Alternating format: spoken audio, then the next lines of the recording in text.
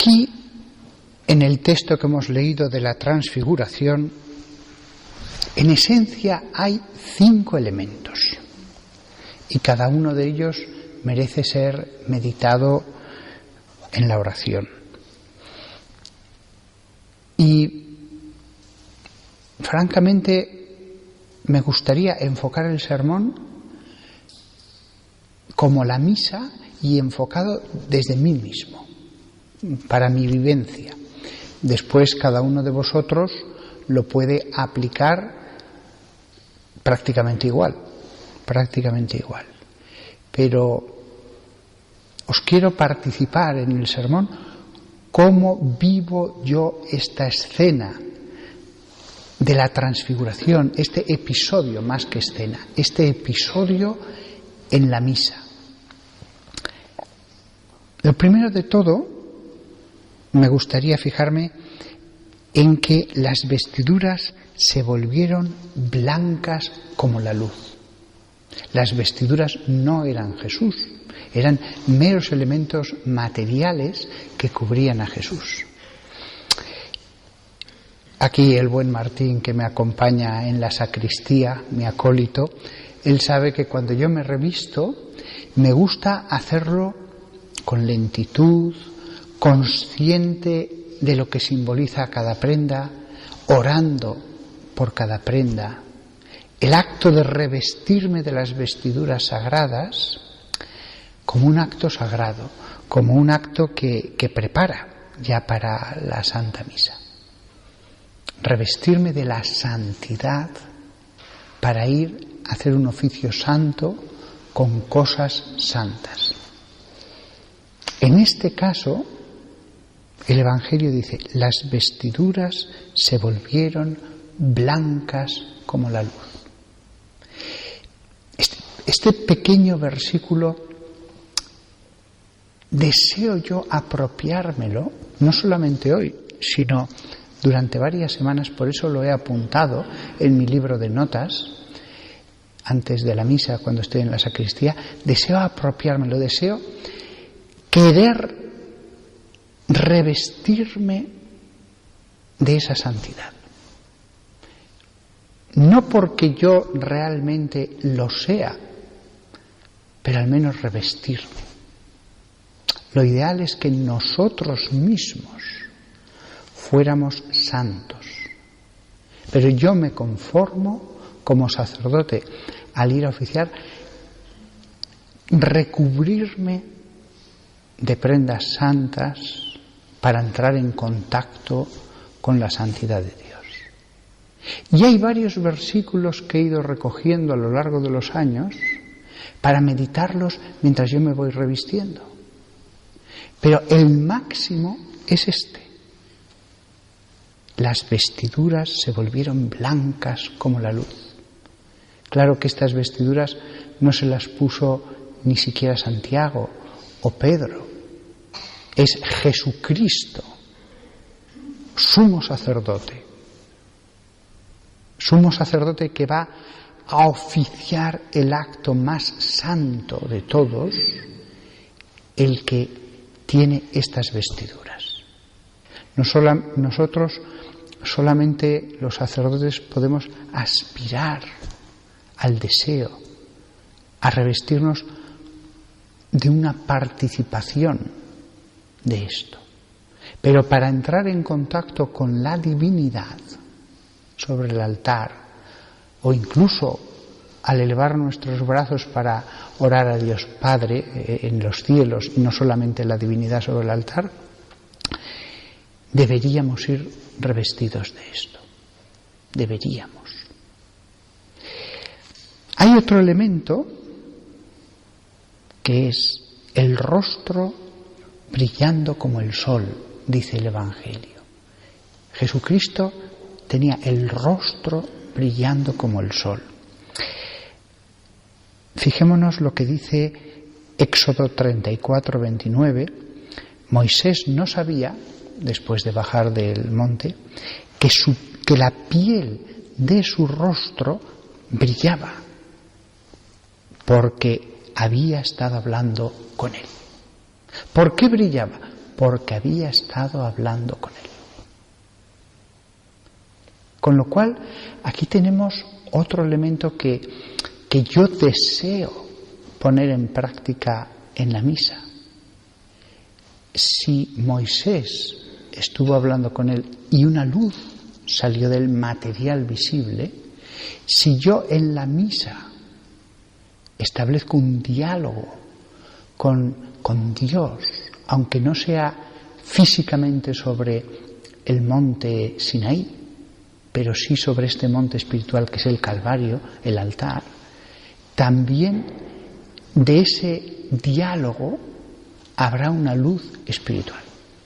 Y de hecho, el sacerdote, por muchos defectos que tenga, por muy pedestre que sea, muy terrenal, si en el momento de la misa realmente se pone en oración, se produce una transfiguración de su rostro. Ya no estamos viendo al pobre ser humano con su debilidad, con sus defectos, con su carácter, con sus manías, con sus soberbias, con su falta de ascetismo, sino realmente podemos entender un poco esta escena de Moisés, con una luz espiritual, eso sí. El rostro brillando como el sol. Eso se aplica ante todo a Jesucristo sobre el altar. Si no estuviera cubierto por el velo de las especies eucarísticas, la luz de luz que decimos en el credo, nos cegaría. Nuestros ojos manchados pecadores no podrían resistir el tormento de ver la santidad de Dios. Habría que purificarse antes. Se aplica a Cristo, pero también el que está ante esa luz espiritual, afortunadamente velada, también el rostro del sacerdote un poco puede al final reflejar esa luz espiritual de la que estoy hablando. Tantas veces lo hemos podido ver en el oficiante. Cómo se produce una transfiguración sobre el Calvario. Sobre el Calvario, que también es Tabor, porque la misa es Calvario, pero es también el monte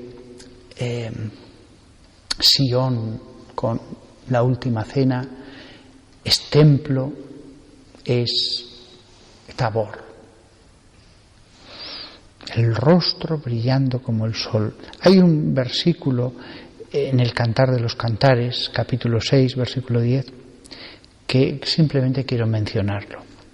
¿Quién es esta que crece como el amanecer, bella como la luna llena, pura como el sol? Es curioso que siempre aplicamos la palabra sol a Jesucristo en contraposición a la luna que refleja. Es correcta esa alegoría, pero no nos olvidemos que hay varios lugares en las Escrituras, Apocalipsis, la mujer vestida de sol, en que se aplica esto también a la Virgen María. Porque es verdad que la Virgen reflejaba, pero es verdad también lo que dice Jesús con la samaritana: aquel que crea en mí, nacerán de él aguas que saltarán hasta la vida eterna. Bueno, pues del seno de la Virgen María nace la luz de ella misma por la gracia, y ella misma se transforma en un sol por la gracia dada por Dios.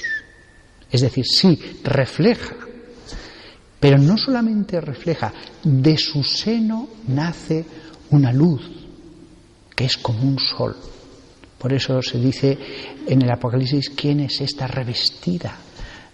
Creo que es del Cantar de los Cantares, y se repite en el Apocalipsis. Y aquí lo dice: pura como el sol, pura como el sol. El rostro brillando como el sol, el de Cristo. Aquí también podemos ver una velada referencia a la Virgen María. El rostro las vestiduras. El rostro de Cristo en la Eucaristía, las vestiduras para atrevernos a acercarnos, como el sumo sacerdote cuando entraba en el Sancta Sanctorum, a lo que estaba sentado entre los querubines sobre el propiciatorio, pero que ahora ya no es invisible, es Dios mismo encarnado el que ha venido. Por si todo esto fuera poco, nos queda todavía la gloria de la Shekinah, cuando dice que una nube cubrió ese monte. Aquí es imposible, al leer esta escena de la transfiguración, no acordarse de Éxodo 40, versículo 34 al 35. Entonces la nube cubrió la tienda de la reunión y la gloria del Señor llenó el tabernáculo. Y entonces ya Moisés no era capaz de entrar porque esa nube había llenado el tabernáculo. Yo, cuando se produce la epíclesis, el sacerdote extiende las manos para invocar la venida del Espíritu Santo sobre ese altar y sobre esas ofrendas, me imagino muchas veces que baja como una nube de lo alto el Espíritu Santo sobre el Tabor, visiblemente bajo esa nube. Esa nube, muchos han visto en ella la representación del Espíritu Santo. El Hijo estaba sobre la nube, la voz que vino de lo alto del Padre. Aquí, en la misa, de hecho hoy para esta misa, ya antes de venir a la iglesia decía, tengo que centrarme hoy en la misa en este aspecto, la nube que cubrió la tienda de la reunión, que la llenó, que aparecía en el templo y que apareció sobre el Tabor. La nube de la gloria de Dios no apareció más que en la tienda de la reunión y cuando se hizo el templo, en ningún otro lugar. Era la gran presencia de Dios, su gloria, que en mitad de la alabanza que le tributaban los cánticos, el incienso, los sacrificios, la gloria de los hombres tributada a Dios, de pronto esa nube bajaba de los cielos y era visible por todo el pueblo santo. Era visible. Tenían que salir porque ya no había forma de ver nada dentro del Ecal cuando estaban allí los levitas. Pues esa nube que nunca había descendido más que en esos lugares, desciende sobre el Tabor. Porque allí es donde está la presencia en ese momento de Dios. Y ese momento lo invocamos en cada misa. En toda misa hay una epíclesis, un momento en que el sacerdote pide que descienda el Espíritu Santo. Es verdad que la consagración se produce cuando el sacerdote dice la fórmula, pero previo a eso hay, digámoslo así, que santificarlo todo. Hay que pedir que baje el Espíritu a santificar aquello que va a ser consagrado. Por supuesto sería válida la consagración sin la epíclesis. Si el sacerdote dice la fórmula, se va a producir la consagración. Pero, movidos por el Espíritu Santo, todas las liturgias occidentales y orientales dijeron no, hay que pedir que venga el Espíritu Santo sobre este altar. Hay que pedir que santifique esto, para que así después, cuando se consagre, no sea solo la presencia de Cristo la que nos santifique, sino la presencia de Cristo acompañada con el Espíritu Santo. Este es un momento de aquí de la transfiguración, que lo podemos meditar también muchos días. Entrar en la nube, pedir que descienda la nube. Yo tengo la inmensa suerte de estar como Santiago, Pedro y Juan justo al lado de aquel que su rostro se volvió como el sol. Pero vosotros, los laicos que estáis en los bancos algo más alejados, cuando pedís que baje el Espíritu Santo, no os preocupéis. Primero, porque con los ojos de la fe veis descender esa nube. Y segundo, porque cuando comulguéis, ese Espíritu Santo entra en vosotros con la Eucaristía. El Espíritu Santo entra con vosotros en la Eucaristía. Lo mismo que con Judas Iscariote en la última cena, después de darle el trozo de pan, se dice, y en ese momento entró en él el diablo. Pues lo contrario es válido para los que están en esta última cena. La nube que simboliza el Espíritu Santo en el Tabor entra en nosotros en la Eucaristía. Acordaos del credo, y se hizo hombre por obra del Espíritu Santo. Sí, bajó Jesucristo, pero el Espíritu Santo dijo, quiero que se encarne, quiero que se encarne. Pues lo mismo pasa cuando comulgamos. Sí, viene el Hijo, pero es el Espíritu Santo el que quiere venir con él para santificarnos, para enviarnos su gracia. No me voy a extender en los otros dos últimos elementos de este episodio, porque en el sermón del año pasado, pues ya profundicé en ellos, la presencia de Moisés y Elías con Jesús, la liturgia de la palabra. Y si les llamamos, están aquí alrededor del altar. Ellos nos hablan a través de las Escrituras, pero como personas están aquí si les llamamos, si les invocamos. Y la voz de Dios habló, dice el texto. La voz de Dios dijo, este es mi Hijo amado, en el que me complazco, escuchadle. La voz de Dios, la misa como lugar donde desciende la voz de Dios. El sacerdote, a mí me pasa, si estás concentrado en ese oficio divino, en esos sagrados ritos, en ese trabajo, es un auténtico trabajo sagrado, verdaderamente se me ocurren cosas santas, celestiales, acerca de lo que estoy manejando allí, de lo que estoy tocando, moviendo. Es la voz de Dios que desciende. Descendió sobre el Tabor y de verdad que desciende sobre el altar como en ningún lado. Yo puedo intentar tener presencia de Dios mientras voy por la calle o mientras voy, pero en ningún lugar se hace tan patente la voz de Dios inspirando como al lado del altar. Yo por lo menos en cada misa a veces digo tantas cosas que habría que meditar y tan poco tiempo y se van acumulando más, y todos vosotros venid a la misa también bajo este aspecto. Aquí desciende la voz de Dios. Y lo he dicho enfocado a mí, pero como veis todo es aplicable a vosotros. Todo es aplicable a vosotros, no en menor medida. Físicamente puedo estar yo más cerca de este Tabor, pero espiritualmente un laico puede estar más cerca, más metido en la nube. Vista así la misa, es un tiempo de descanso.